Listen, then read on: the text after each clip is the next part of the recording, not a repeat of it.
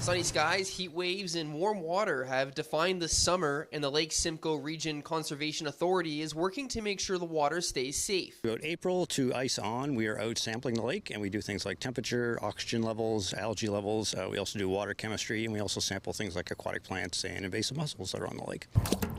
The Conservation Authority has been collecting data since 2008 and says Lake Simcoe's conditions are improving. Lake Simcoe is actually a lot healthier now than what it was before.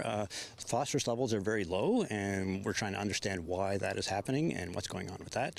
We've seen temperature changes as well. The first heat wave of the season increased the water temperature by 1 degree. That causes a lot of stress on the animals that live in the lake. So fish and so on, they're trying to reproduce and breed at that time of year. That adds an extra stress on it. With water temperatures 2 degrees warmer on average than it was in 2008, having a direct impact on marine wildlife. Particularly cold water fish species like lake whitefish, for example, or lake trout.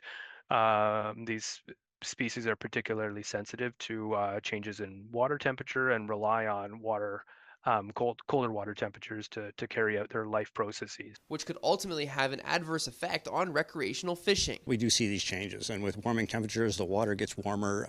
Ice season is a little shorter than what it used to be before, and also that has an impact on what species can survive. With Lake Simcoe an economic hub within the province. It's estimated between $30 and $80 million annually that it brings in terms of recreational fishing.